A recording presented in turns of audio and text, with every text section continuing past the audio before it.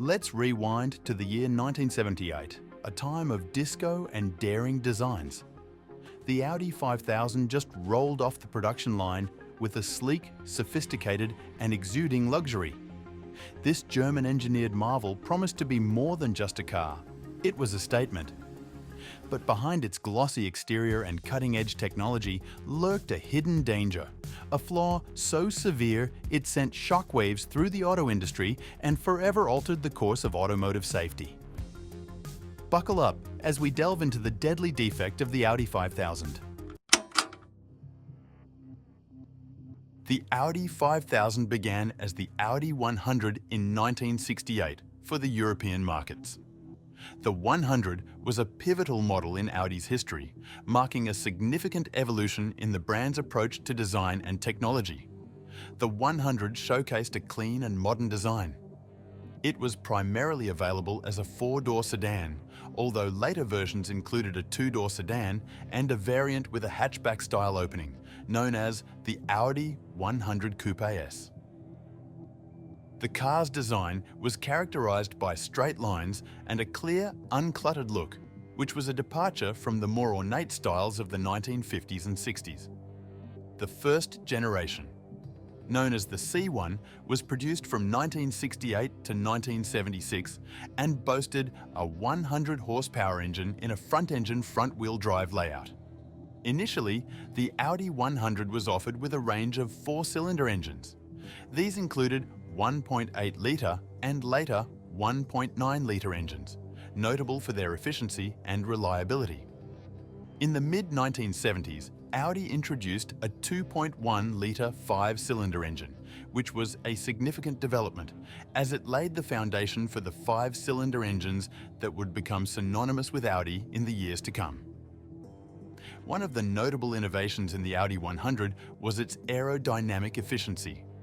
Audi paid considerable attention to reducing drag, which not only improved fuel efficiency, but also reduced wind noise, enhancing the comfort of the driving experience. Additionally, the car featured independent suspension and front-wheel drive, which contributed to its handling and ride quality. The Audi 100 played a crucial role in establishing Audi as a serious competitor in the executive car segment. It was well received in various markets, particularly in Europe, for its blend of quality, performance, and value. The success of the Audi 100 helped pave the way for future models, like the Audi 80 and eventually the Audi 5000. The Audi 100 was rebranded as the Audi 5000 for the North American markets in 1978. Initially, the 5000 was well received in the North American market for its blend of luxury, performance, and European design aesthetics. Standard features included power windows, air conditioning, and a high-quality sound system. Higher-end models offered additional features like leather upholstery and power-adjustable seats. It was ahead of its time in terms of technology. It offered features like fuel injection and optional anti-lock braking system, ABS, which were advanced for the period. However, in 1983, the 5000 began to receive numerous reports and media stories alleging that the car was subject to sudden unintended acceleration, where the vehicle would reportedly accelerate spontaneously without input from the driver. The couple charged their Audi 5000 car, suddenly accelerated and killed their 6-year-old son.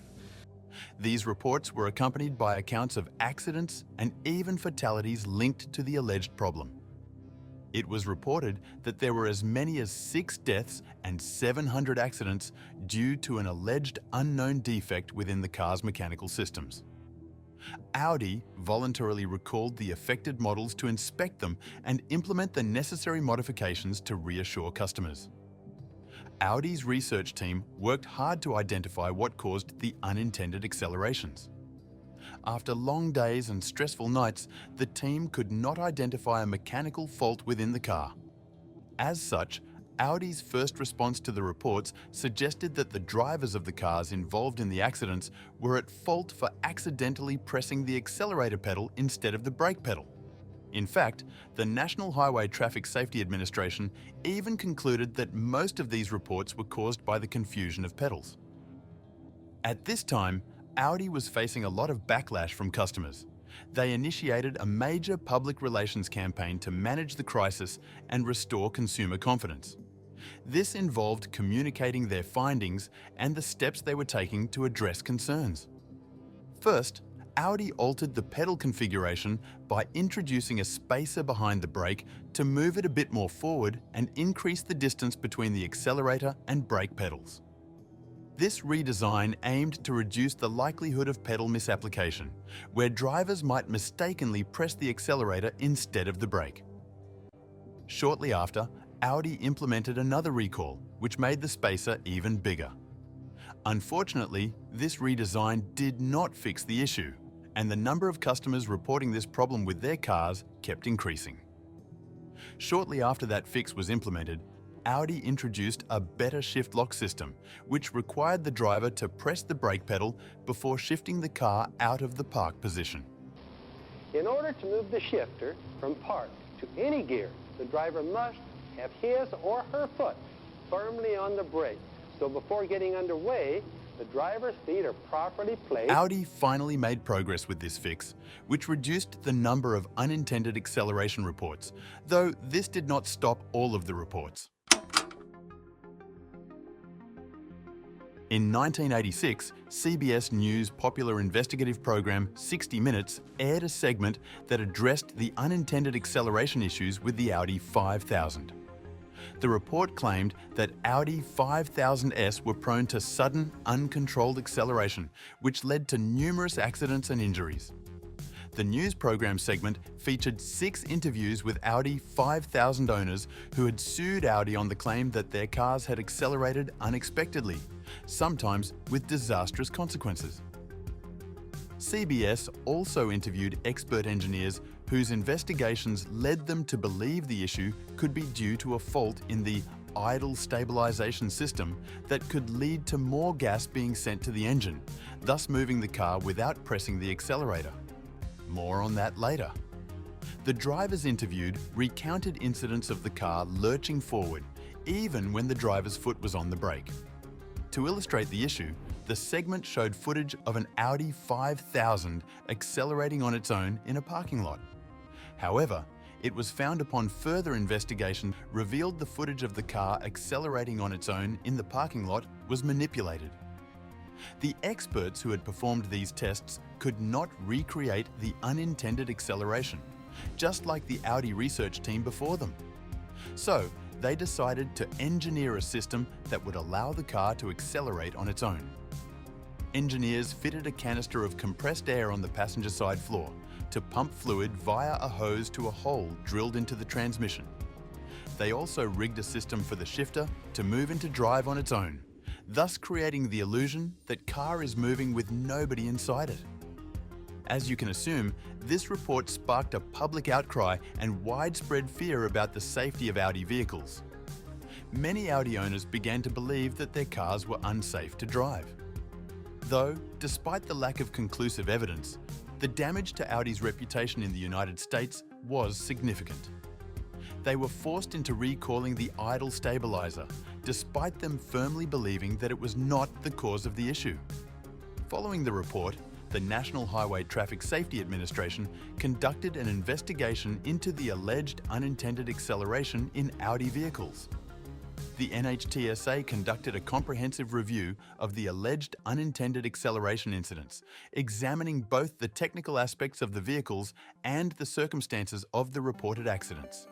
This included analysing vehicle data, conducting tests, and interviewing affected drivers. One of the significant findings of the investigation was that many of the reported cases of unintended acceleration were attributed to driver error. This included instances where drivers inadvertently pressed the accelerator pedal instead of the brake pedal, or where they confused the pedals due to the positioning of the pedals in the Audi 5000. This may seem like good news for Audi because that would mean that there was nothing mechanically wrong with the car. However, Audi was not completely out of the water yet. The 1989 NHTSA report also noted that there were intermittent malfunctions of the electronic control unit that were observed and recorded. This control unit is also said to contain the idle stabilization system that was mentioned earlier, though it was unclear whether this was an electronic issue or if it was directly causing the unintended accelerations. The company renamed the Audi 5000 back to the Audi 100 in 1991 in an attempt to clear their name from the disaster the 5000 was. This approach didn't work as the Audi 100 sales fell from 74,000 in 1984 to just 12,000 in 1991. The company was facing immense backlash by this point, even though the report from the NHTSA pretty much proved that the issue wasn't with Audi's engineering negligence. It was reported that Audi had repaired nearly 250,000 cars dating all the way back to 1978. Sadly, Audi had several class action lawsuits against them and thousands of other lawsuits from consumers which continued to plague them for many years to come. This wasn't the end for Audi, however. Despite all the controversy surrounding them in the years before, Audi continued to make steady sales in the United States. In 1996, Audi released the A6, which sparked new hope for the company's future as the vehicle was well received from consumers. Audi has since released many well-engineered and iconic cars since the incident. They continue to innovate in technology and minimalistic styling, even today. In 2012, the NHTSA would publish a review study that discussed its past findings with the Audi unintended acceleration problem. The study concluded that at the time, the Audi idle stabilization systems were prone to defects that caused excessive idle speeds, and a brief unanticipated acceleration could occur.